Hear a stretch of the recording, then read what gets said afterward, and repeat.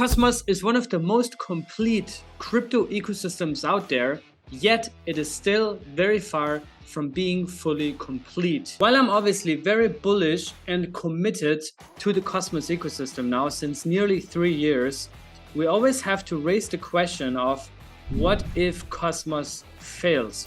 What if the drama just gets out of hand? What if the tokenomics are not sustainable? What if the Appchain thesis or adoption is not as we wish and competition just eats our lunch?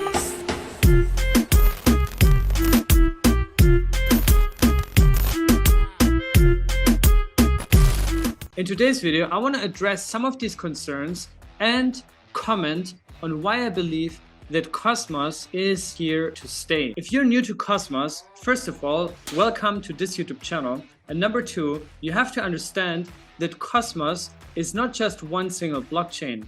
Instead, Cosmos is an ecosystem of sovereign and interoperable layer ones that are all communicating to each other through IBC, the Inter-Blockchain Communication Protocol. And IBC has now been in production since over 2.5 years, routing nearly 30 billion US dollars and connecting over 70 sovereign layer 1 blockchains, all that without having a single exploit. So let's start with the number one main concern, which is that Cosmos has been an underperformer. And that's also why I stated in the intro that Cosmos is an ecosystem of L1s and it's just not one single blockchain. Because most people, to be honest, are still under the assumption that Atom equals Cosmos. And the truth is that this is not the case. The truth is that while Atom is the mother chain of Cosmos, the one that started it all, the one that brought the Cosmos SDK to life, IBC, and all these core technologies, Cosmos does not depend on the success of Atom. And while I personally believe that holding Atom in a portfolio in order to have exposure to Cosmos is a no-brainer, the recent launches of Celestia, DYDX, or Sane Network have actually shown that they don't actually have any connections besides through IBC to accrue value or to collaborate directly with the Cosmos hub. So the main concern really is that Atom is an underperformer that actually at the peak I think was ranked 15 or 16 on CoinGecko. Now it fell out of the top 20, out of the top 25, and is ranked 30 on CoinGecko. So it got outperformed massively by other coins. And especially if we look at coins like Solana that have a nearly 10x market cap of Atom, we can see that Atom truly is lacking behind. Other Cosmos coins such as Stargaze, evmos, Osmosis have also been suffering really bad in the bear market and made all-time low after all-time low. So the question now is Cosmos doomed because prices are going down? The obvious answer is, of course not, because you have to look at other metrics to be able to assess the health and the sustainability of an ecosystem, right?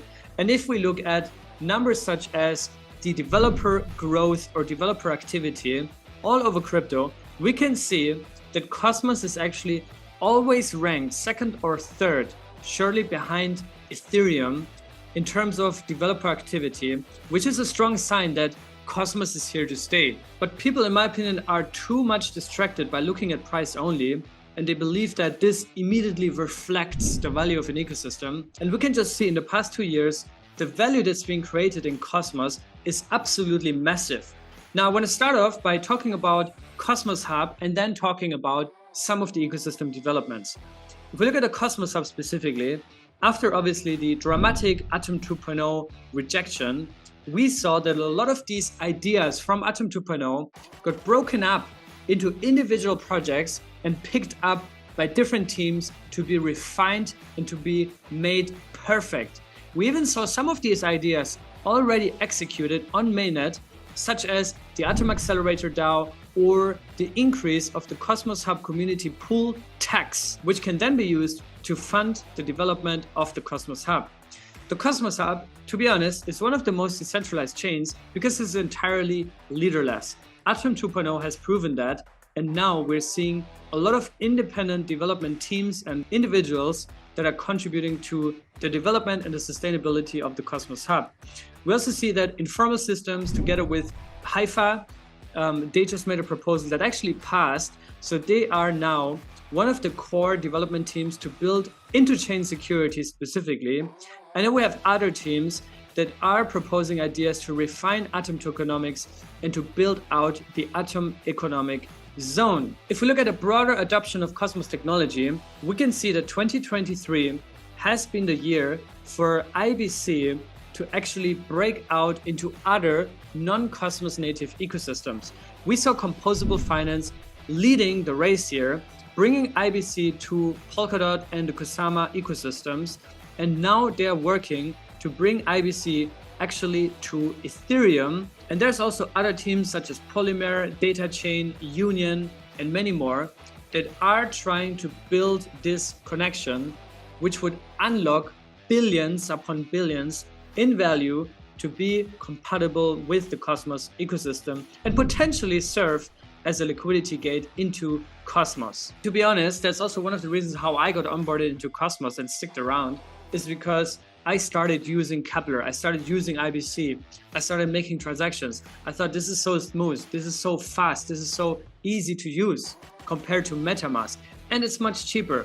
So I think once you start using Cosmos, there is actually no way back. We also have Toki Finance that is bringing IBC to BNB chain and a landslide network that brings it to Avalanche. So this is really cool to see that IBC is now getting out there and being connected to other non-native ecosystems. Also, the Polygon team is currently exploring how to best connect to Cosmos, maybe through a ZDK chain or maybe through implementing IBC directly on mainnet. This would obviously be massive, but we have to wait and see what they come up with.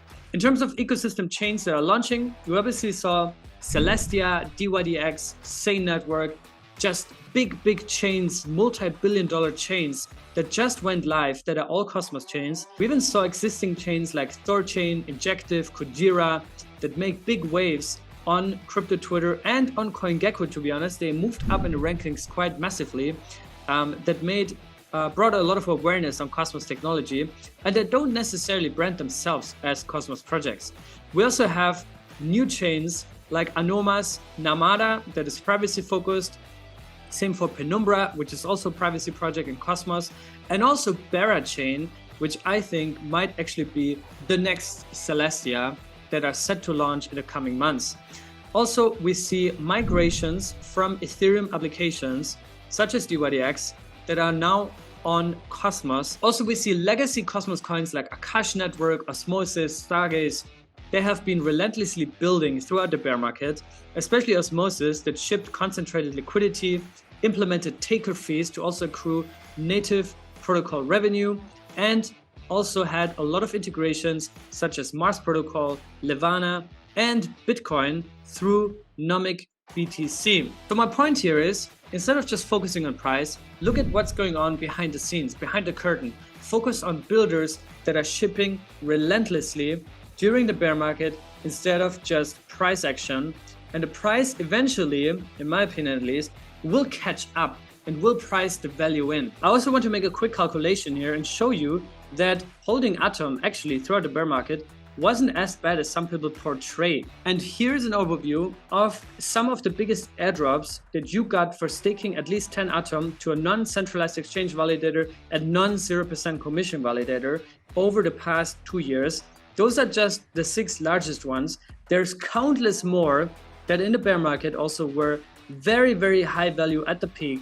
But you can see the latest one obviously is the Celestia airdrop, and that one alone, for staking 10 Atom, you got at least 100 TIA, was worth, or is currently worth, well over $700 US, while Atom is worth, let's say $10. So that's $100 for holding $100 worth of Atom. You got $700 worth of TIA. So that's really what I mean when people say Atom is an underperformer, but they don't price in staking rewards. They don't price in airdrops, which to be honest in Cosmos is a big deal if you do it correctly. And if you want to know how to do it correctly, you should subscribe to this YouTube channel, because every couple of months I do a updated full-on Cosmos Airdrops mega guide where I also explain to you what are the specifics in Cosmos, how to master eligibility for airdrops, and all these important things. The next concern most people have is bad tokenomics. That means high inflation with no real revenue generation. And to be fair, when most Cosmos chain launch, they usually had, at least in the past, very high inflation rates in the beginning, in the 3 digits, 4 digits. Osmo had this when they launched. Juno had quite decent APRs when they launched. And more recently, maybe Flix had also 4-digit APRs for staking. So you could massively compound your airdrops or your early investments into those coins if you just staked and compound. However, obviously that didn't last long. These APRs obviously aren't sustainable. So the more people staked, the more these APRs go down, and then the hype around a certain coin would cool off. Also, this obviously causes a lot of sell pressure, and if there's no real demand for the token, it will just mean that the token price will go down only. What happened in cases also like Osmosis and Stargaze, they reworked a lot on their tokenomics over the bear market. They also proposed to massively lower the inflation or to implement certain caps to reduce the total supply of these coins and basically launch 2.0 tokenomics during the bear market, which, to be honest, in my view, is going to be a massive leverage in the bull run. For the Cosmos Hub and Atom specifically, the Atom Accelerator that I mentioned earlier, they funded 3 teams to rework Atom tokenomics and to basically work on proposals that are going on-chain very soon to the community for vote in order to decide if they want to implement those tokenomics changes or not. For example, one of the ideas is to implement a liquid staking tax that would accrue value for Atom and would obviously also make Atom stakers and holders benefit from the adoption, from the inevitable adoption of liquid staking derivatives. In Osmosis case, the Osmo coin, for example, implemented taker fees for traders and also MEV capture that accrues value to Osmo stakers instead of just incentivizing liquidity providers. And if we look at competitors outside of Cosmos, we can see that Uniswap, for example, captures fees to the company instead of Uni token holders. So there's a fee now on Uniswap on the front end that would make revenue and make money for the company behind Uniswap and not for Uni stakers. And of course, if we talk about real yield, we can't not mention Kujira or Sommelier, especially Kujira, that is generating around $500,000 per year right now. You can see that here on the Kujira dashboard, and they have no inflation for their coin. The same counts for Sommelier, that has a revenue share through their Vault and DeFi strategies that are deployed on Ethereum, and also Stride, that is currently generating $350,000 per year for stakers, because 85% of the revenue generated actually goes to the STRD staker community. The next concern that most people have with Cosmos is actually probably the biggest one, and that is politics, drama, and governance. Cosmos is oftentimes perceived as the most dramatic ecosystem in crypto.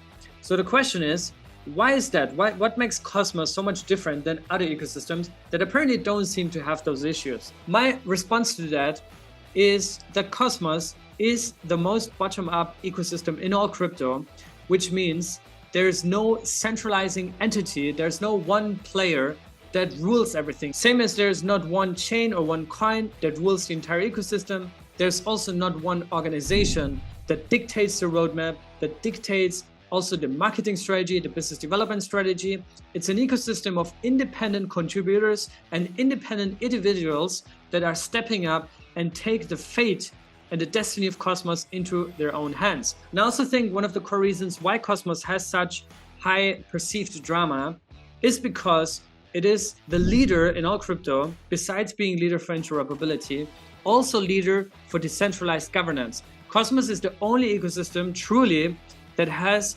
a full-on community-owned governance system baked in by default into every Cosmos SDK chain. And this open governance system means that there can't be a single change without the approval of the majority of the community. Now, this obviously leads to heated discussions, heated debates, and all these kind of things. For example, Atom 2.0, which was an idea to fundamentally change the roadmap and future of a blockchain network that's in production for 3 or 4 years at that point, and worth many, many billions of US dollars, to fundamentally change that direction. Of course, there's some backlash. Of course, there's some community members that don't agree with this or that feel threatened because they think this might actually harm their backs, right? So of course you have these discussions because it's just super decentralized. Now, one of the next criticisms is Cosmos has more chains than users. And this is actually true to some degree. The Appchain's thesis says that every application should have its own chain, its own sovereign, independent network. Now, what we've seen over the bull run, of course, is that a lot of chains were launched that didn't really have any product market fit, that didn't really have any product to begin with, and they were just a quick money grab for some projects, for some founders, for some people to then benefit from this narrative. What we have seen though, in the bear market especially, that there are a lot of chains that manage to actually build products that people want to use. Internet of blockchains means we're just replicating the current state of the internet into the blockchain economy. And if you think about the internet, how many millions upon millions of websites are there that people don't use? There's literally more websites than users potentially, right? And I think the same is going to go with Cosmos, is that you will probably end up having a lot of chains, and not all of them will have users. Not all of them have product market fit. That's just a natural side effect of this bottom-up Appchain philosophy. And I think in a similar way as 90% of all startups will fail, we'll also see 90% of all Appchains that will fail. Now, my final criticism that a lot of people have, including myself, and this is actually one that I personally think Cosmos really needs to step up the game, is no actual business development efforts. If you look at chains like Polygon or Avalanche or even Cardano, they do much better on the business development front. Polygon has a partnership with Starbucks. Avalanche has a partnership with Tok, which is an EV producer in Turkey. Cardano has partnerships with nation states and with big institutions. Cosmos, on the other hand, doesn't really have that, at least not in a very cohesive and aligned way.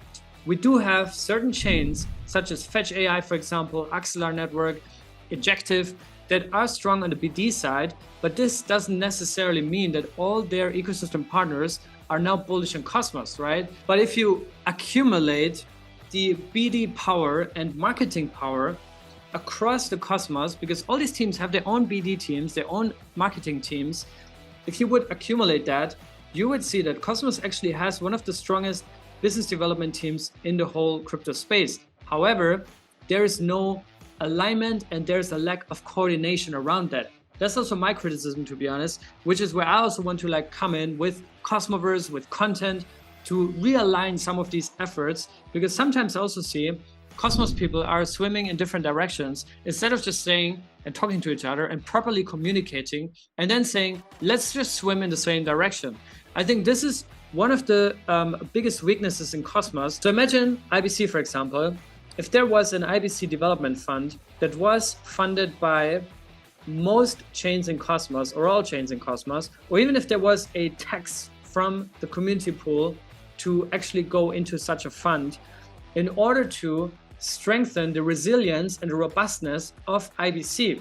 Because IBC, I think, is the one thing that connects all Cosmos chains, literally, but also it should connect them on a philosophical and more strategic place, right? And I think this is something that maybe Cosmos could do better, talking about IBC funding, but also talking about marketing efforts and business development efforts, onboarding new developers, onboarding users, and onboarding institutions. Now, this is my final thoughts. I hope you enjoyed today's video. Maybe a bit different, addressing some of the concerns, but I think it's important also for you to understand how Cosmos works, how Cosmos is organized, and having been now in this ecosystem full-time for 3 years, I can share some more insights also on how things are actually going behind the scenes.